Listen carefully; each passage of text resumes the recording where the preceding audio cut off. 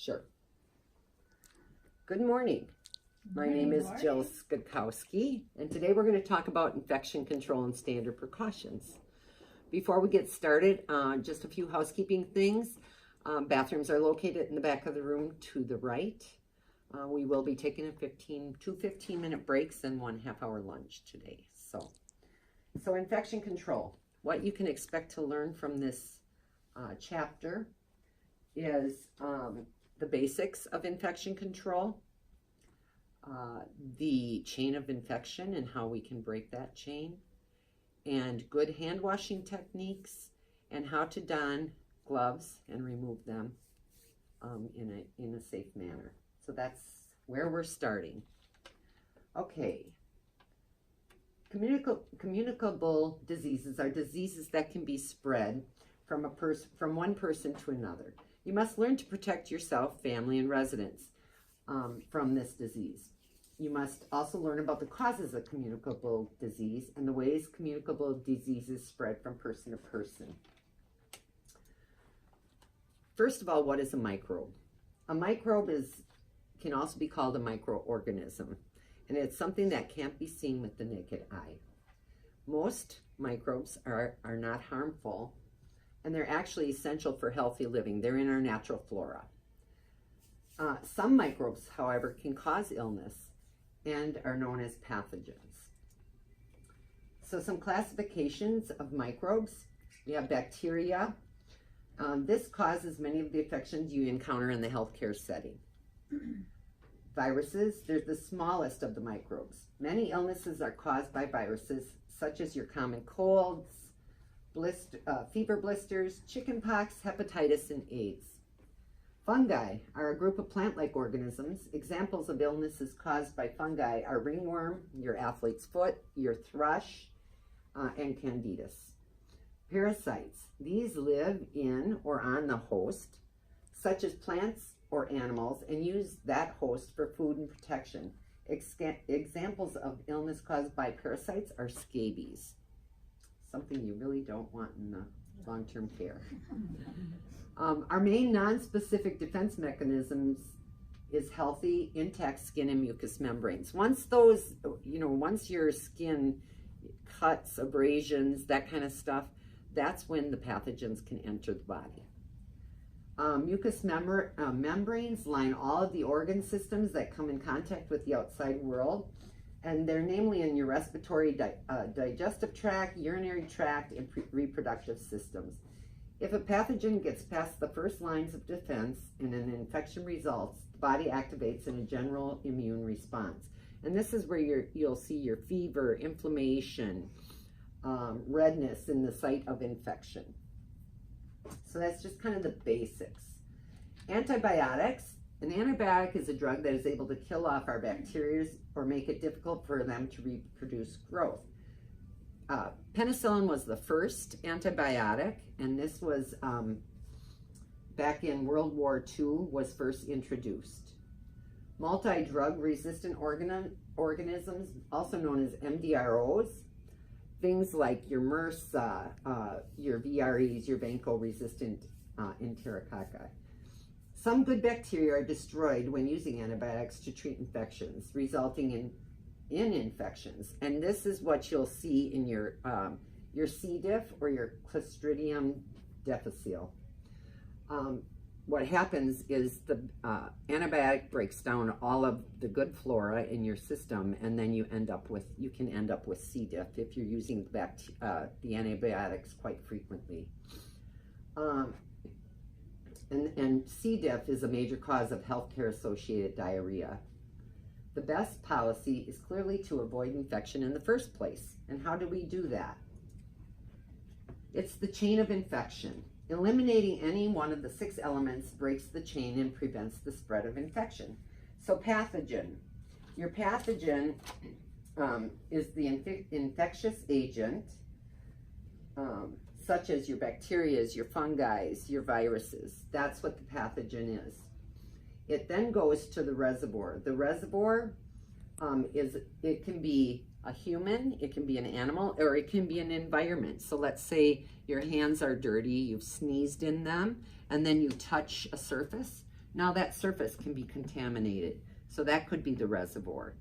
If it's a person, it could be you sneeze into your hands and you don't wash your hands, and you go and you introduce yourself to someone and shake their hand. So the reservoir is actually the place where the agent will live, it will grow, and it will multiply. Portal of exit, and this is the path which the pathogen takes to exit or leave the host. Methods of transmission. This is the way that the pathogen travels. It could be either through direct or indirect contact. Again, direct contact, shaking hands, touch. Indirect would be then touching objects, your computer boards, your telephones, those kinds of things. That would be your indirect contact. Usually it's droplet or airborne transmission. So droplet, sneezing, it's out in the air. And your airborne transmissions, again, like your TBs, where it's out in the air. Portal of entry, and this is where the pathogen actually enters the host through either the mucous membrane, nose, mouth, or any breaks in the skin, okay? Your susceptible host is the person who is unable to resist the invasion of an infectious agent. So maybe they are ill, elderly, so they can't resist. So these people are more susceptible, and again, that's where the pathogen will enter. So that is our chain of infection. So in order to break the chain of infection, there's multiple things we can do. Of course, hand washing being the best one, hand hygiene. According to CDC, the most important thing we can do to keep from getting sick is hand hygiene.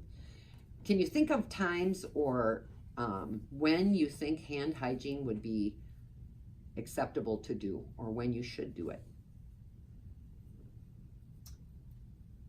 Thoughts? After cares. After cares. In between. Between patients. Yeah. Room to room.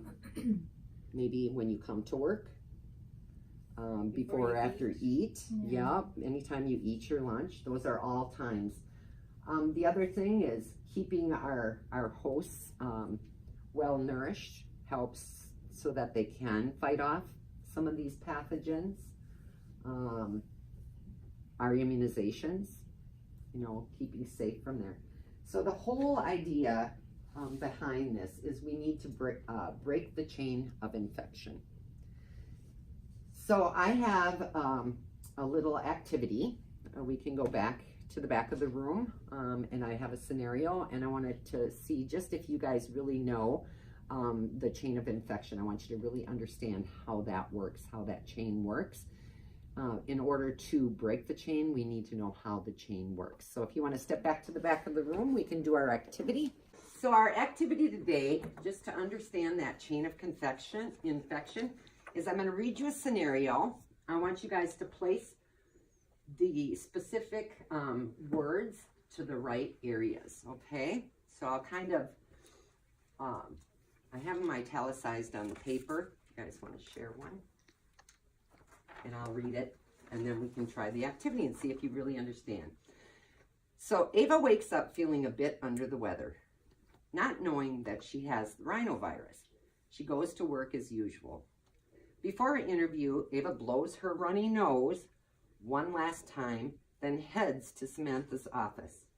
Ava shakes Samantha's hand while thanking her for the interview.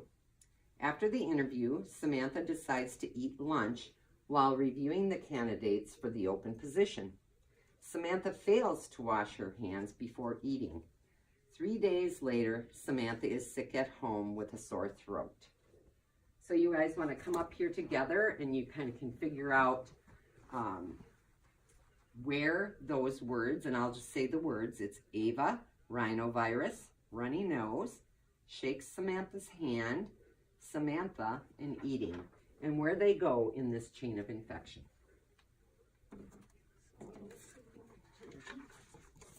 Oh, I'll hold it.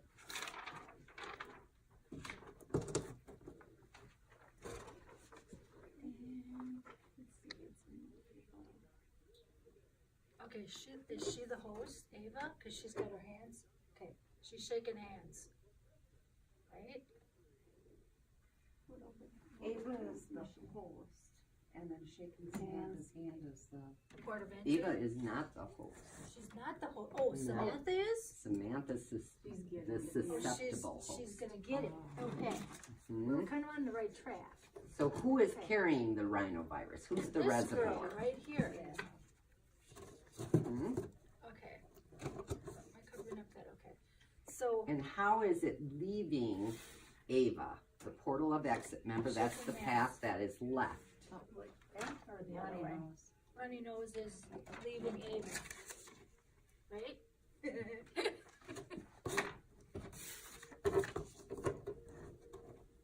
Okay, So she's Ava- got shaking a hand, oh wait, Nope, no, that would be wrong. runny nose. The A method of runny nose. access. That's how it's exiting Ava's body. Yep. You guys got it. Just cut- Now hold on to that. I'm trying. There. Okay. So portal of exit would be The runny nose. the runny That's the nose. runny nose, sorry. And then how is it entering Samantha? Yep. Not washing her hands. Mm-hmm. So just a few things. So Okay. Ava's got rhinovirus. One way to break that chain would have been for her to do what? Wash hands. Or Stay home. Or Stay home. home. Right. So Ava's got the illness. She's blowing her nose. After blowing her nose, what could she have done? Wash her hands. Yes. Yep. She shakes Samantha's hand. What could have Samantha done to break that chain? Washed her hands. Yep. Instead, she ate without washing her hands. So now Samantha is the one that is susceptible to the rhinovirus pathogen. Does that make sense? Yes. Okay. All right. What we'll do next is I have just a little video, and then we will do a hand washing demonstration. Okay? Talk a little. What had happened, so we wanted to find out what's on your coworkers' hands. We had 10 people swab their hands before they washed them and then had them washed and swab again. We then took those dishes to this lab where they sat in an incubator for 24 hours. If you look on this plate here, you see the little green ones? Those are normal mouth organisms. We call them mouth flora. While they might seem harmless, think again. If you see the things from your mouth, if someone has the flu or a cold, those organisms are going to be on your hands too, if you're seeing other mouth organisms. That means if your coworker has the flu from their mouth on their hands and then touches your phone, your desk, your keyboard, and your mouse, by the end of the day, the flu is everywhere, and it can live there for up to 8 hours. But this can all be prevented. If people wash their hands and do it right, they can prevent a tremendous amount of disease that goes around our community during the winter months. The proper way to wash your hands is to do it thoroughly and do it for about 20 seconds. You don't actually have to count to 20 seconds. It's as easy as singing the ABCs or happy birthday to yourself. You actually loosen the bacteria. We're going to and stop the viruses. video here and we'll go back and We'll go. So this is going to be the demonstration of washing our hands. As the video says, good hand washing, it's got to be 20 seconds or longer, okay? So you come into your bathroom, get your water. This water gets pretty hot, so be careful. And you want to wet your hands to the wrist. Always keeping your hands in a downward below your elbow and wrist. Get your soap and do a good glob. And you got to get that friction going all the way to the wrist. Get in between there. Really dig in. Top hands as well. Getting your fingernails. You want to do a circular motion in the palm of your hand. And the friction is really what does it. So get a good friction going. And then you're going to rinse, keeping it in a downward again. Try not to splash things around too much. Don't shake your hands, just let them drip. Grab your paper towel. It's essential that you dry your hands quite well. If you don't, the one thing is just it's really hard for you to get your gloves on after you wash your hands, but you just need to have them dry. And the last important step would be to grab a towel to shut your a clean towel to shut your water off. And now I'll have you guys demonstrate. You don't have to demonstrate.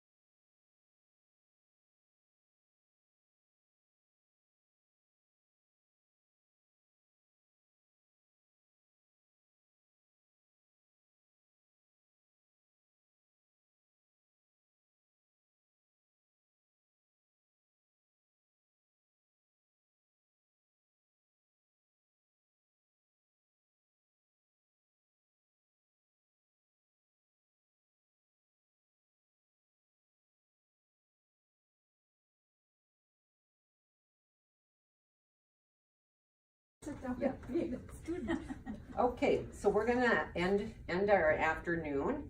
I have a post test for you guys to take. It's just a 10-question quiz just to get an idea of what you guys understand about infection control and standard precautions.